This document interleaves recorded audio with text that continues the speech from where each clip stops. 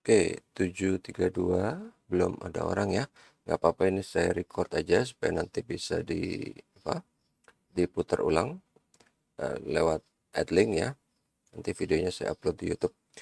Oke, Assalamualaikum warahmatullahi wabarakatuh. Selamat pagi, salam sejahtera untuk kita semua. Kita akan mulai kuliah kali ini secara asinkronus. Sayanya sinkronus gitu, tapi nanti ini akan menjadi asinkronus karena diupload ke Adlink via YouTube gitu ya. Oke, sebentar ini saya nyalain dulu. Oke, ini dia ya.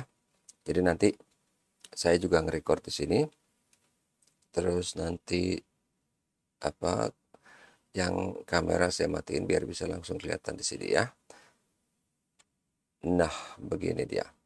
Oke, jadi nanti cuma narasi saya aja karena itu jauh lebih ringan di perekamannya. Jadi dia ntar file size-nya nggak gede. Itu ngaruh loh. Ada muka orang, ada yang gerak-gerak dengan nggak ada, itu ukurannya jauh berbeda. Jadi kalau ada muka saya direkam, itu satu mata kuliah bisa 1,6 giga yang diupload.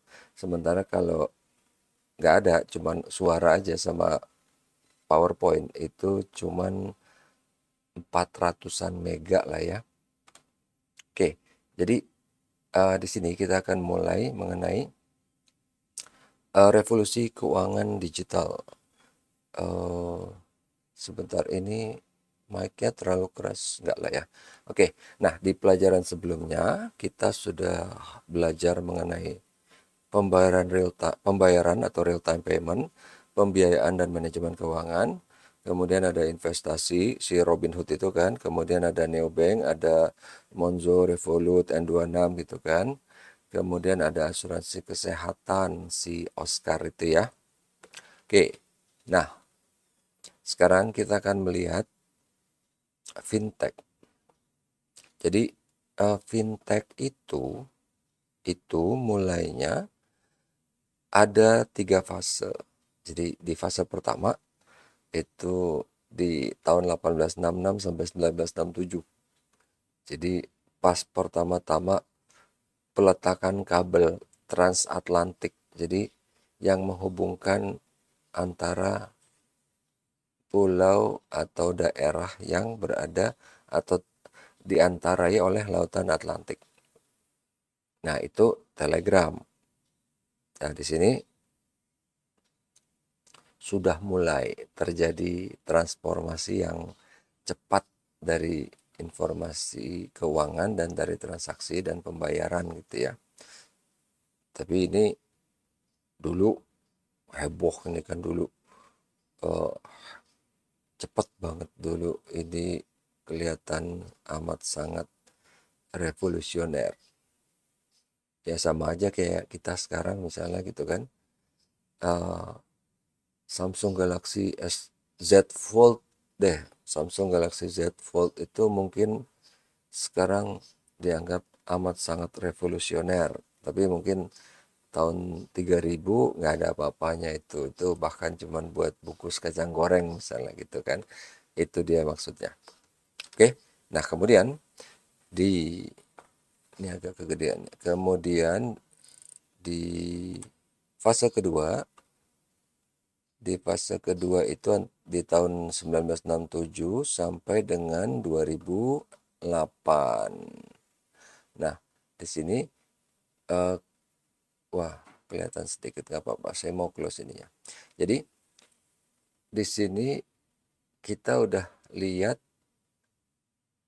yang kita pelajari di pertemuan pertama. Jadi ada ATM, clearing, pembayaran elektronik, online banking gitu kan. Nah, ini kan di tahun 67 sampai 2008. Ini fase kedua, penggunaan teknologi informasi dan oleh institusi keuangan konvensional untuk meningkatkan produk dan layanan. Oke, kemudian fase ketiga yang sekarang itu ya. Jadi di sini dari 2008 sampai sekarang gitu. Nah, di 2008 sampai sekarang itu penggunaan teknologi oleh pendatang baru untuk memberikan pelayanan keuangan tanpa lewat intermediary gitu ya, langsung kepada nasabah. Jadi di sini ada peta persaingan kompetitif yang baru untuk lembaga keuangan. Kenapa 2008? Kenapa di sini 67 sampai 2008, di sini 2008 sampai sekarang. Kenapa thresholdnya di 2008? Jadi ini kenapa 1866 sampai 67? Karena di tahun 67 ini pertama kali digunakan kata fintech. Jadi ada paper waktu itu diterbitkan kalau nggak salah orang IBM atau apa ya, atau Citibank, itu dia bilang, kalau nggak salah Citibank ya, dia bilangnya fintech, financial technology. Nah, kalau yang 2008 itu karena krisis subprime mortgage. Kenapa kayak gitu? Nanti kita akan lihat di sini ceritanya. Oke. Nah, tapi dari tugas yang saya berikan ke kalian itu, mana ya? Ini kan ya. Coba kita cek contoh ini aja ya.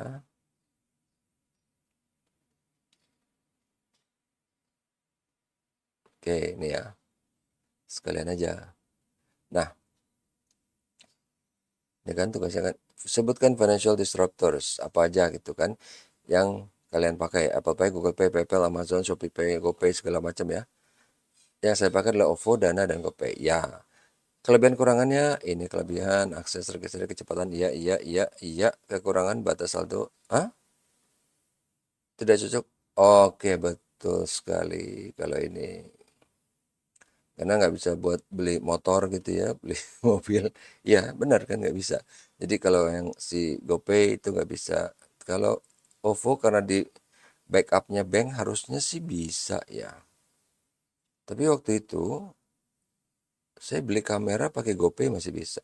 Oke, kemudian Square Post Point of Sales. Mungkin banyak. Oke, Point of Sale diartikan oke. Pada awalnya oke. Uh, uh, uh,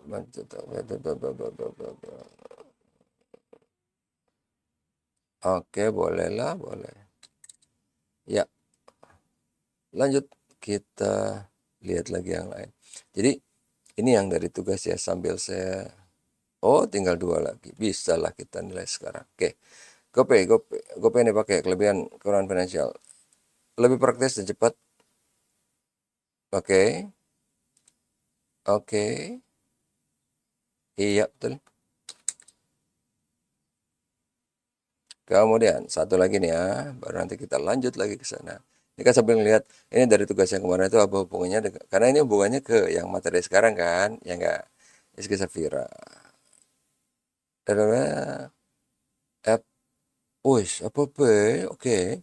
Sistem bayaran digital. Oke, bla bla bla bla bla. Ah, oke.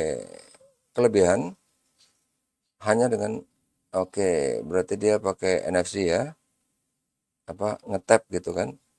Oke. Offline shop lebih aman. Oke, cashless bla bla bla bla bla bla.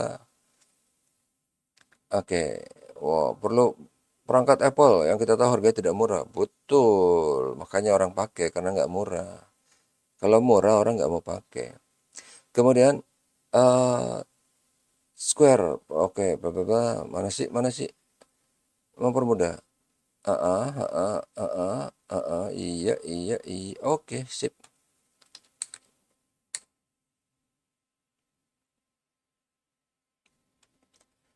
Iya, ini sudah semua. Ini belum ngumpulin kan? Oh, masih 4 jam lagi. Oke. Kita balik lagi ke sini. Kenapa? Jadi, tadi kita lihat kan, disruptorsnya siapa aja. GoPay, Apple Pay gitu kan. OVO, Dana, Shopee Pay. Kenapa orang lari ke fintech? Yang paling simpel, yang paling gampang sih convenience gitu kan, praktis, ya enggak? Harga lebih murah, pasti harga lebih murah. Produk lebih beragam, syarat nggak aneh-aneh gitu kan. Kalau di bank syarat tuh harus segala macem lah gitu kan. Harus datang, harus ngapain gitu kan, harus kasih sesajen, harus apalah gitu kan. Di sini harga lebih murah, produk lebih beragam, dan pengalaman lebih menyenangkan. Karena uh, apa nggak banyak aturan yang aneh-aneh. Karena perlu satu BTPN untuk bisa buka rekening online.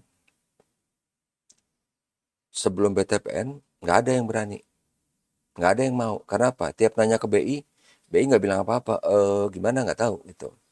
Akhirnya terus si BTPN nekat, udahlah bikin aja. Begitu dibikin, baru BI ngeliat, gimana ya, boleh kali ya? Oke, boleh. Akhirnya semua bikin gitu. Oke. Nah, tapi itu perlu satu pendobrak gitu. Kalau nggak ada yang dobrak, nggak ada apa-apa. Gitu, oke. Kemudian, lanjut. Kenapa fintech ini muncul? Yang tadi saya udah sempat singgung sedikit ya. Jadi, ada Krismon 2008. Jadi Krismon itu mulai ada di 97, 98 gitu ya. Makanya ada kerusuhan 98 yang Presiden Soeharto dijatuh gitu ya. Itu Krismon yang pertama kali dikenal Indonesia 97-98. Kemudian ada lagi yang 2003. Kemudian ada lagi yang 2008. Ini yang kita bahas yang 2008. Oke. Apa itu? Itu adalah the collapse of American housing market. Jadi runtuhnya pasar perumahan Amerika. Jadi bilangnya yang runtuh tuh bukan real estate-nya ya. Walaupun efeknya real estate-nya jadi runtuh juga. Jatuh sih bukan runtuh. Runtuh kayaknya udah nggak bisa bangun. Tapi namanya rumah sehancur-hancurnya orang pasti beli gitu kan. Nah, di sini namanya adalah subprime mortgage. Krisis subprime mortgage. Oke. Nah, itu gimana? Jadi ceritanya nih, si Bang Jawa ini ya, Leman. Si Lemang ini jahat sekali ini, memang biasalah nih si suku topi kecil ini. Kita nggak bisa ngomong daripada ntar ngomong bilang, antiseptik gitu kan. Antisemit maksudnya. Jadi ngapain dia? Dia itu punya ide gitu ya. Idenya jenius bagi mereka, tapi amat sangat disastrous bagi seluruh dunia yang lain. Idenya ngapain?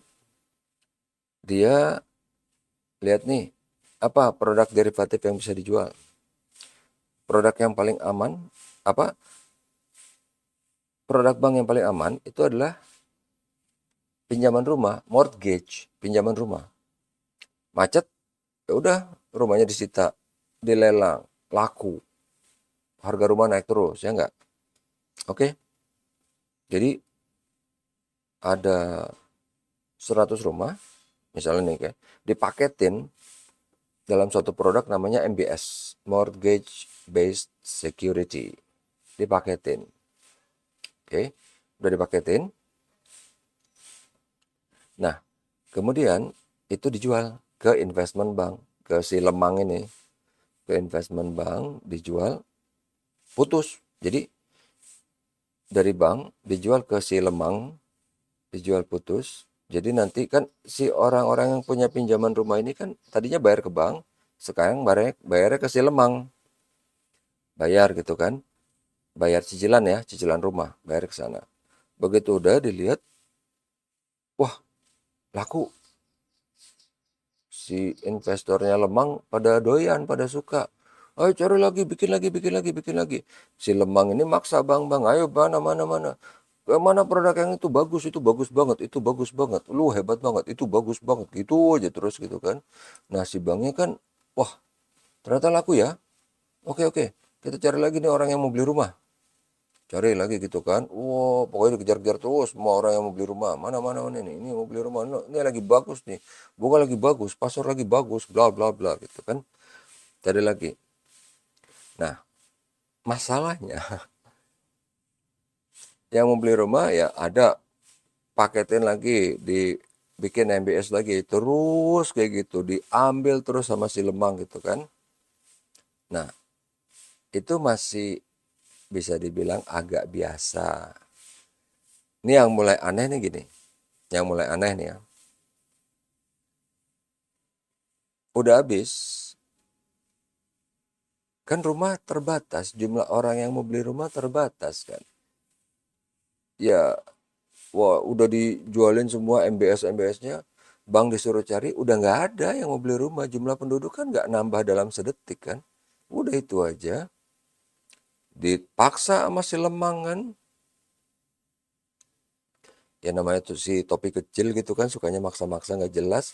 Pokoknya ini, mana ini, apalah itu kan. Si banknya bingung kan, wah ini produk bagus sih emang, tapi udah nggak ada yang mau beli rumah. Yang orang yang eligible gitu ya, yang worth it, yang orang baik gitu. Jadi ya udah sih, kita kan mau jual putus nih ke si lemang. Ya udah, orang yang setengah jahat aja, nggak apa-apa, suruh tawarin beli rumah. Toh habis itu bukan urusan kita, urusannya si lemang kan. Udah, Pak mau beli rumah nggak? Mungkin kalau yang baik kan bilang, enggak, saya nggak butuh, nggak apa-apa, beli aja nih, ini murah kok, coba Pak, gratis, apa bunganya 0% misalnya atau apalah gitu kan. Sementara kalau yang udah jahat ya tinggal, oh iya mau beli, oke oke selesai urusan. Enggak dong, yang setengah jahat masuk dong ke sistem, ya enggak. Nah yang setengah jahat ini kan, si lemang lihat kan, wah ini setengah jahat, banknya udah bilang ini setengah jahat, oke. Biar kelihatannya bagus, grade-nya ya, investmentnya kan ada AAA, ada AA segala macam lah, BBCC segala macam, ZZ gitu ya. Biar investment grade-nya bagus, dicampurlah dengan yang bagus. Tapi kan yang bagus sudah nggak ada di pasaran, bos. Dia ngambil yang bagus dari mana? Dari yang tadi udah kejual. Asik kan? Jadi dipakai lagi gitu. Ibarat kata ini ada orang udah nikah, dinikahin lagi terus sampai sampai kuadrat, sampai pangkat 3, sampai pangkat 4. Gitu maksudnya. Jadi di sini itu udahlah, nasabahnya udah setengah jahat, dicampur sama yang baik tapi yang udah punya kaitan dengan produk lain. Jadi dikuadratin gitu ya, dibuat lebih yang udah masuk ke produk sana kan udah resikonya yang sana dong, resiko MBS yang sana. Tapi ini dimasukin lagi ke sini, campur dengan yang setengah jahat sehingga kelihatannya produknya jadi lebih bagus gitu. Oke, emang berhenti sampai situ? Enggak. Cari lagi udah habis yang setengah jahat. Dapatlah yang jahat. Yang jahat tetap aja. Mungkin orang lagi ngerampok bank, tawarin. Orang lagi ngebunuh gitu kan. Orang lagi ngebunuh, ditawarin. Orang lagi nembak-nembakin orang, tawarin gitu kan. Ini Pak, beli rumah, beli rumah. Apa kamu? Beli aja pokoknya. Udah gratis semuanya. Beli aja, ambil, putus. Jadi udah nih, tuh kan. Ini udah yang jahat masuk. Udah yang jahat masuk. Sama kayak tadi dong. Campur lagi sama yang setengah jahat. Yang tadi udah kepake di produk sebelumnya. Campur lagi sama yang baik. Yang udah kepake berkali-kali. Itu kan. Itu udah busuk banget produk ya kan. Udah super duper busuk banget. Tetap dong investment grade-nya AA. Karena kan udah campur gitu kan. Nah inilah si lemang ini kan. Nah kemudian ada batasnya dong. Nah ini kan sebenarnya itu kan emang intinya derivatif. Barang cuma 100, tapi dijual ngalor ngidul ke sana kemari sampai berapa kali lipat gitu kan. Biasa itu. Karena di dunia keuangan seperti itu. Maka ntar kalian lihat ada yang ajaib-ajaib yang bagi kita bukan cuma aneh dan absurd, tapi itu biasa. Nah, yang ini yang super duper luar biasa. Udah nih, itu kan tinggal tunggu meledaknya nih. Nah, tapi itu enggak gitu. Diterusin, Sampai akhirnya tadi kan udah ada yang namanya MBS, Mortgage Based Security. Kemudian dibikin lagi yang namanya CDO, Collateralized Debt Obligation. Itu eh, yang jahat itu yang situ. Jadi dia nyampur-nyampurnya antara yang jahat, yang setengah jahat sama yang baik tuh kan CDO. Kemudian ada lagi begitu udah nggak ada lagi yang eh, nasabah yang beli rumah, udah diputar aja lagi yang ada di situ, dibikin namanya synthetic CDO. Jadi yang udah dimasukin di produk berkali-kali nasabahnya, kemudian wah biar kelihatan lebih aman, di backup sama asuransi. Asuransi mau-mau aja, asuransi aing, AIG ya, biar gampang manggilnya aing. Karena anjing banget emang ya, sama lah semua ini. Ini gara-gara mereka ini. Kita jadi berantakan di 2009. Nah, si aingnya itu senang aja. Kan wah, oke lah. Karena untuk di situ duit tuh gede banget. Duit itu sampai eh, berapa ratus triliun dolar loh ya. Gede banget. Oke, ikutan. Di backup oleh asuransi. Udah dong. Kemudian ini kan tadi karena orang banyak nyari rumah, karena kan dikasih kredit gila-gilaan kan, kredit kepemilikan rumah. Karena orang banyak nyari rumah, harga naik dong. Oke, harga naik, naik, naik, naik, naik, naik. Sampai akhirnya harga tuh udah bukan membumbung tinggi, udah nggak masuk akal. Jadinya orang baik yang beneran mau nyari rumah, udah nggak bisa beli. Pengen banget, perlu, butuh, tapi nggak bisa. Jadi ya udah, yang tadinya harga rumah naik, langsung ngerem mendadak, jeger. Ngerem mendadak, perekonomian mulai batuk-batuk. Yang pertama mulai nggak bayar cicilan siapa? Penjahat. Penjahat dari awal mungkin nggak bayar cicilan kan. Ah bodo amat, gue tinggal di sini. Begitu diusir ya udah pergi dia. Mungkin berantem-berantem dikit pergi. Kemudian yang setengah jahat juga. Kemudian karena perekonomian udah makin super hancur, akhirnya yang baik pun nggak bisa. Mau dipaksa nggak ada duitnya men, nggak ada. Ditodong pistol, ditodong basoka segala macam, nggak ada duitnya. Mandek, hancur, meledak lah itu kan. Nah kemudian tenang aja kita punya asuransi. Asuransinya keringetan. Ini aset udah digelembungkan ratusan kali lipat. Asuransi nggak punya duit segitu banyak. Begitu cuma satu dua dia masih bisa nalangin. 100 masih bisa nalangin. 1000 mungkin masih bisa nalangin. Tapi udah mulai keringetan dia. Begitu udah semuanya jeger. Udahlah dia nggak mau rugi. Udah gue bangkrut aja, gue bangkrut. Akhirnya dia bilang bangkrut biar diselamatin. Nanti akhirnya diselamatin sama pemerintah kan. Itu gobloknya juga pemerintah Amerika kan. Ya sebenarnya nggak goblok sih, dia mau nyelamatin si si topi kecil ini kan, entah kenapa. Biasalah. Nah kemudian udah nih, pertama asuransinya, udah asuransinya bangkrut. Kemudian si lemangnya kan, lemangnya ini juga bangkrut. Nah, itu biasa, nggak ada yang aneh di dunia bisnis gitu kan, naik turun jatuh bangun tuh biasa, nggak ada yang aneh. Tapi yang bikin aneh si Aing sama si Lemang ini apa? Karena kok nggak bisa kursornya nih kemana tuh? Nah, jadi ini kan tadi udah turun banget semua nih, udah turun. Perekonomian udah mandek nih ya, bukan cuman rumah, tapi perekonomian udah mandek, udah turun gitu ya. Dan nyungsap, ini yang bikin masalah. Ini yang bikin masalah. Kalau perekonomian turun, kalau ada kecelakaan, ada apa, biasa. Tapi kelakuan manusia berdebah-berdebah ini, itu yang bikin ini jadi nggak biasa. Jadi para direktur di Aing sama di Lemang itu kan melakukan kesalahan kebodohan yang udah jelas-jelas nyata. Bahkan bisa dibilang kriminal itu kan. Super, eh, bukan bodoh. Kalau bodoh mah cuman nggak ngerti. Kalau ini mereka sadar sepenuhnya kan, sampai dibikin MBS dibikin CDO, dibikin sintetik CDO, ya kan? Itu mereka sadar. Produk yang ada daur ulang, daur ulang, daur ulang sampai berkali-kali itu sadar. Sampai akhirnya dibikin pakai asuransi kan biar aman kan. Itu mereka sadar kan? Bukan karena bego, mereka sadar dan mereka melakukan kesalahan itu kan. Begitu si Lemang nggak di bail out, tapi si Aing di bail out kan, dibayarin sama pemerintah Amerika. Dibayarin bukannya buat beres-beres perekonomian. Yang pertama dilakukan apa sih? Bayarin si direkturnya bonus. Kalau kita semua tahu yang namanya bonus itu kan kalau kinerja bagus gitu.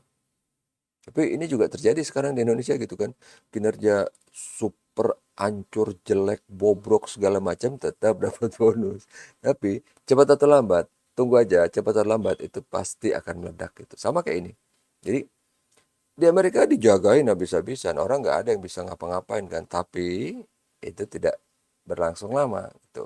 Kan orang semua ngelihat di 2009 itu, orang semua ngelihat.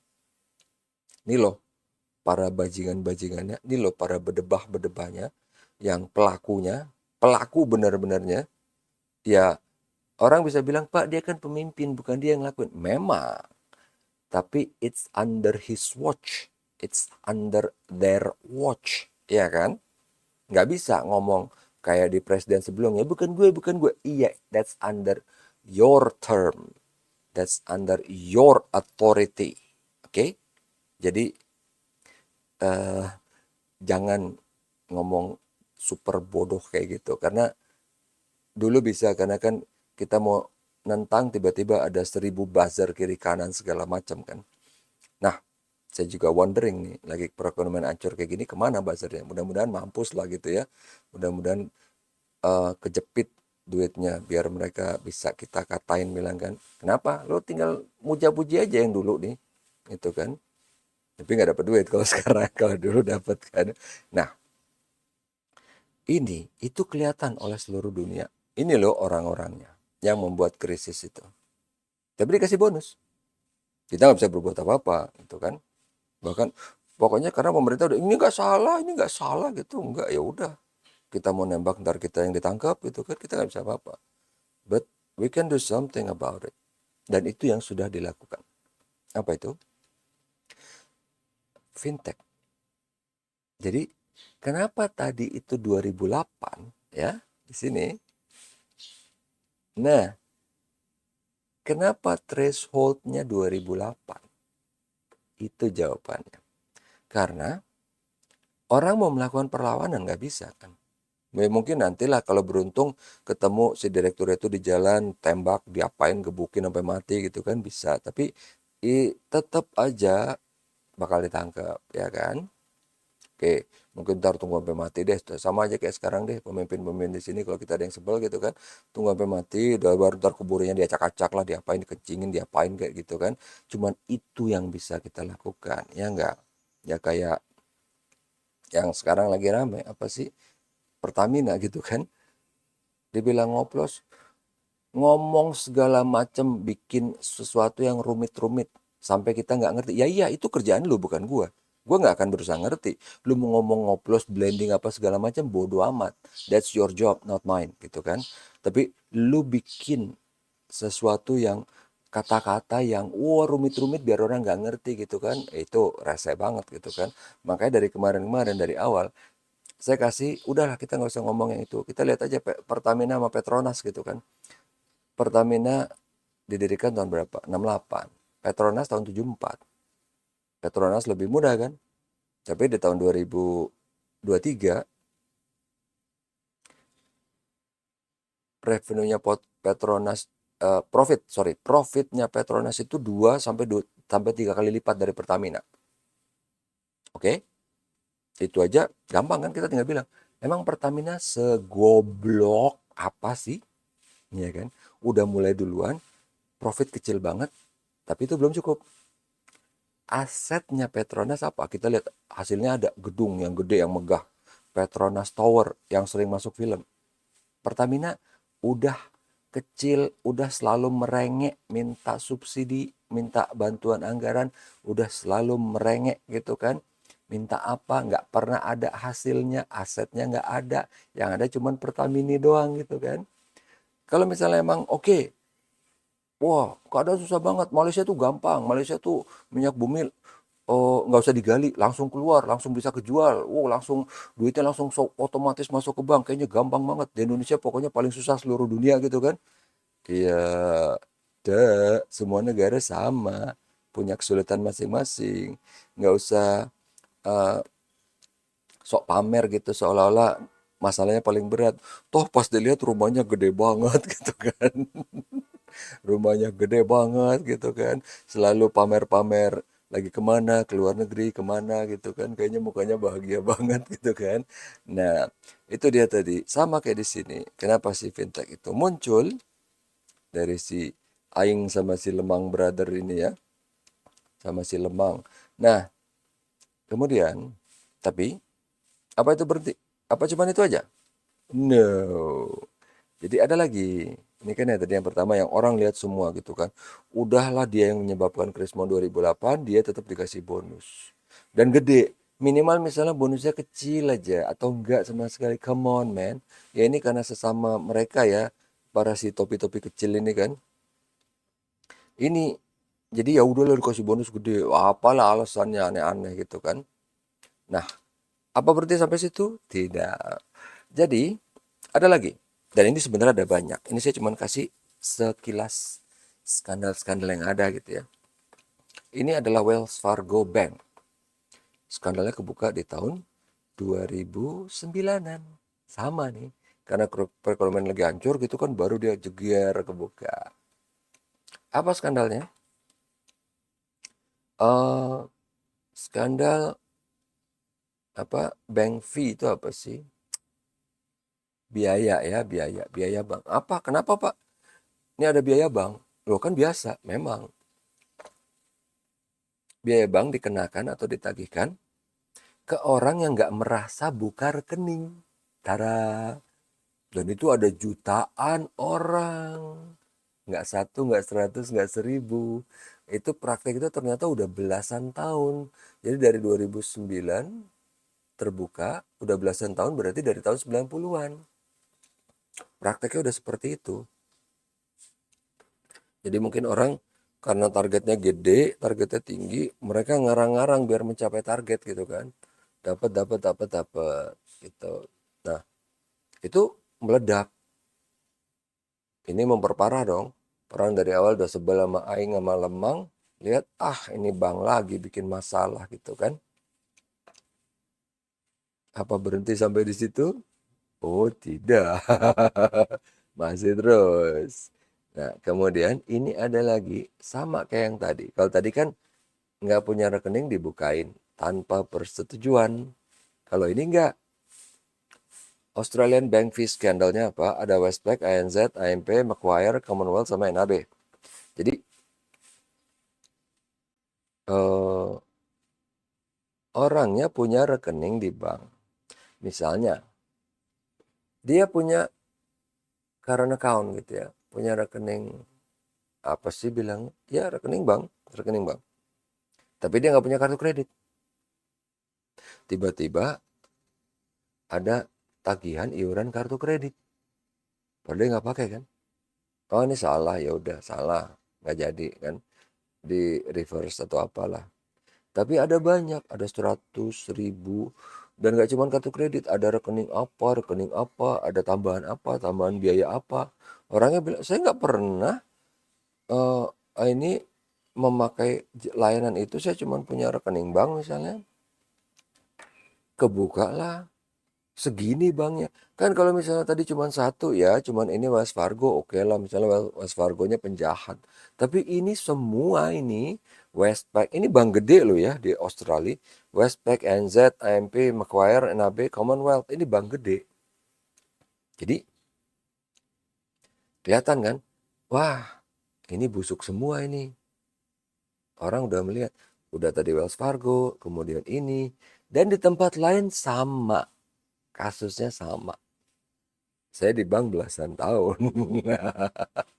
Sama, nggak beda kayak ginian. Saya di MAS, saya ngelihat datanya kok nggak beda gitu kan. Nah, kemudian apa dosa cukup? Belum. Ada lagi yang namanya gold and silver price fixing. Ini sama. Ini kan dari tadi ini bank yang kita kenal kan. Bukan bukan Bank Karman, bukan Bank Joni. Enggak, ini bank yang kita kenal loh. Oke. Gold and silver price fixing itu ada Deutsche Bank, Bank of America, sama UBS. UBS ini Swiss ya. Apa itu yang dimaksud? Jadi harga emas dan perak itu harusnya kan naik terus sesuai pasar dong. Ya enggak? Tapi ini enggak. Dia udah dimainin harganya. Misalnya emasnya harganya mau naik, karena mereka sepakat nih, misalnya yang gampang ya. Sepakat harga emas 100. Begitu udah mau 101, join lah mereka bertiga nih. Oh, harga udah mau naik nih. Lo punya nggak? Ayo lepas, lepas, lepas. Lepas dus, jadi harga ntar turun lagi. Kurang lebih simple, super simpelnya kayak gitu. Atau kalau misalnya harga turun, dia pengen nih harga emas 100, batas atasnya, batas bawahnya misalnya 96 misalnya. 96. Begitu mau turun ke 95, wah mau turun nih, oh beli, beli, beli, beli, beli. Orang beli supaya harganya naik lagi. Jadi itu mereka kongsi bertiga. Ketahuan. Tapi ini praktek udah lama. Udah didenda. Tapi ya anggaplah gini, dendanya 1 juta dolar. Tapi keuntungan mereka dengan melakukan ini 700 juta dolar. Jadi mereka cengenges-cengenges saja. Denda, ini. Dan itu udah rahasia umum. Oke? Orang orang biasa yang kerja di bank udah tahu. Mungkin orang awam nggak tahu. Kayak kalian nggak tahu. Tapi saya kasih tahu. Ah masa sih bapak bohong, nyi. Search aja sendiri di Google. Makanya saya nggak kasih source-nya. Search aja. Dapat kok. Jalan ya. Apa kita search sekarang? Ya enggak lah. Ya boleh lah. Kita cari aja. Nih. Di mana dia?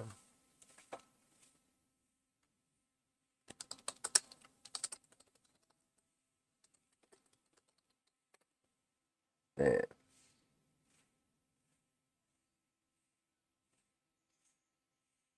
Ini ya. Nih. Udah dapat manipulation. Nih. Ada udah semua, oke. Silakan tinggal dicari sendiri. Soalnya kalau misalnya saya yang kasih link, oh itu bohong, udah cari aja sendiri gampang, oke. Kemudian ini yang menyebabkan kepercayaan konsumen itu hilang, ya enggak? Kepercayaan konsumen itu hilang. Jadinya orang bilang kan, ah kok bang kayak gini sih? Katanya aman. Aman, duitnya aman buat mereka, tapi nggak aman buat kita gitu kan. Maksudnya bisalah kolaps kayak si Aing sama Lemang itu kan. Kita nggak ngapa-ngapain, merekanya ugal-ugalan, begajulan, akhirnya kolaps, duit kita juga yang hilang gitu kan. Ya atau kayak si Australia, tiba-tiba kita kena cas apa yang nggak jelas. Atau tiba-tiba kita bahkan nggak punya rekening, bisa kena charge. Atau udah punya rekening, bisa kena cas produk lain. Atau ada permainan emas. Jadi gini, Pak kan dia cuma main emas sama perak, ya kan? Emas sama perak itu efeknya kemana-mana. Ke uang, ke segala macam. Jadi mau dia main-main itu ngefek ke kalian, ke kita, ke saya, ngefek. Ini yang menyebabkan lahirlah fintech. Pertama, ini yang menyebabkan kepercayaan konsumen hilang. Oke? Sehingga orang mikir kan, ini nggak bisa kayak gini terus nih.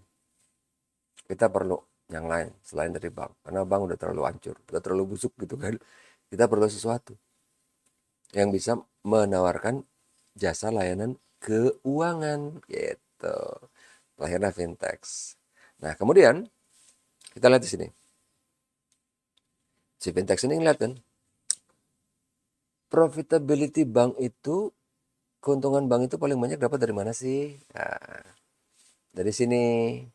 Oke, gede banget kan, gede banget. 88%, baru sisanya ada cost cutting, fee income, deposit volume, acquisition, segala macam. Oke,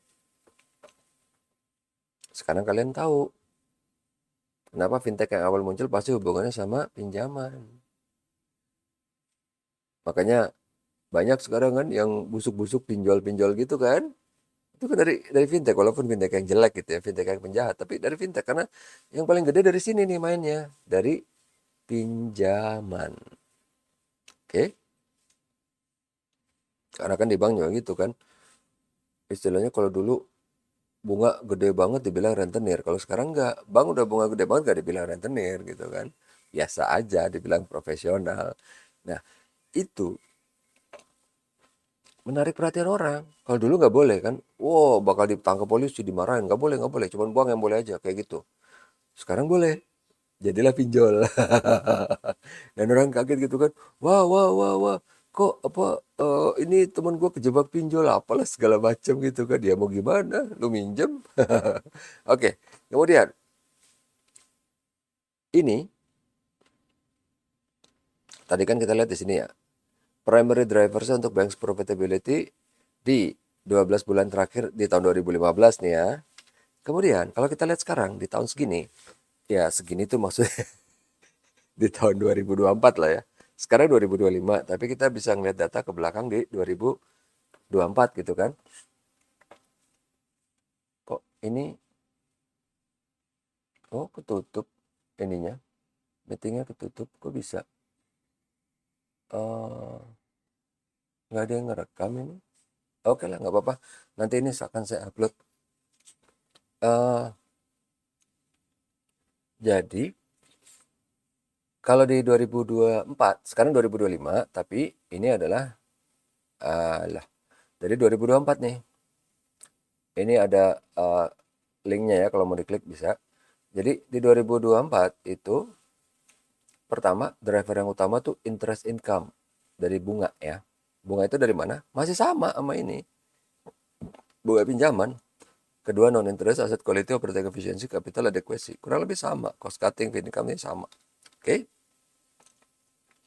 Kemudian apa lagi? Nah, di sini kemudian apa yang bisa dilakukan oleh bank? Ya enggak? Apa yang bisa dilakukan oleh bank? Pertama, kemungkinannya apa? Kemungkinannya itu dia bisa menjadi full digital. Oke. Kemudian apa lagi? Dia bisa mengakuisisi bank lain untuk dijadikan Recording in digital. progress. Oh, ini bisa ada lagi untuk dijadikan bank digital kayak si BCA gitu ya, ngambil Rabobank. Dia ngambil Rabobank tapi dia ngambil lagi bank apa gitu ya. Kemudian dijadikan digital Blue BCA itu kan. Kemudian apalagi mengakuisisi fintech atau neobank lain. Ini belum dilakukan. Oke. Kemudian ini udah selesai. Jadi jangan lupa mengerjakan tugas dan kuis karena itu pengaruh ya, pengaruh ke nilai akhir. Jadi ini saya tadi kita udah sempat lihat ini kan tugasnya apa aja. Ini tadi udah ya, saya kasih lihat dari sini biar kelihatan. Oke, ini kan udah saya nilai. Nah, itu kan tadi untuk yang sesi ketiga. Sementara untuk yang sesi keempat itu tugasnya apaan? Jadi, mana sih? Oh ini dia. Ini ya. Tugasnya sebutkan salah satu perusahaan fintech yang kalian kenal. Itu gampang banget tuh. Kemudian pesaingnya siapa yang sesama fintech? Pada produk apa mereka bersaing? Nah, yang ketiga, siapa pesaingnya dari bank konvensional dan pada produk apa saja mereka bersaing? Ya enggak? Yang keempat, badan apa saja yang telah ditunjuk OJK sebagai ini apa APKID APIKD ya, Asosiasi Penyelenggara Inovasi Keuangan Digital. Nah, di sini kenapa harus pakai asosiasi?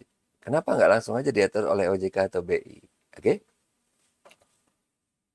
itu dia tadi tugasnya ya. Jadi jangan lupa dikumpulkan. Ini kita balik lagi ke sini. Nah, bentar ini saya close dulu. Bukan close sih. Jadi di sini tadi ini ya, yang mana nih? Ini serentetan ini dari 2008 2009 sampai di 2010 ini. Jadi 2008 ini terjadi ya, si Aing sama Lemang ya meledak duar. Nah, di sini 2009 kebuka duar Wells Fargo, ternyata itu udah dari tahun 90-an, duar gitu kan.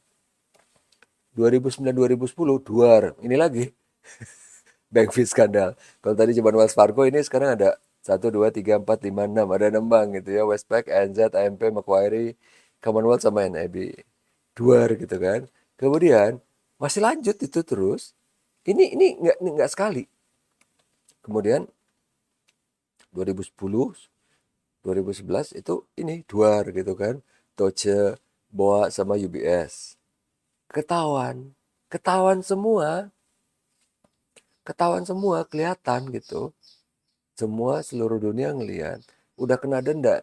Tapi buat apa? Denda cuma 1 juta dolar, untung mereka 700 juta dolar gitu. Mereka tetap ngelakuin. Even sampai detik ini tetap ngelakuin gitu. Makanya denda itu cuma kayak formalitas aja. Karena mereka tetap ngelakuin itu. I wonder why gitu kan. Karena mereka ngelihat sebenarnya orang bisa bilang gitu, yang namanya duit itu penting. Enggak, sebenarnya yang penting itu emas sama silver. Karena duit itu kan suka-suka orang mau bilang apa. Mau bilang ini nilainya 1 triliun dolar, mau bilangnya berapa kayak si Nigeria gitu kan. Itu bullshit, apa itu bacot gitu kan. Yang beneran nilainya fix itu adalah emas dan perak. Ya kalau berlian enggak, berlian itu kita digoblok-goblokin aja tuh sama si orang topi kecil itu kan. Kenapa? Wah, bilangnya berlian tuh last forever gitu kan, bla bla bla segala macam. Oh, hebat ini anu. Mana biasa aja, itu cuma mengkilat-kilat doang. Kalau emang lo doyan yang mengkilat-kilat ya udah belilah LED. LED mengkilatnya asik tuh, ya kan?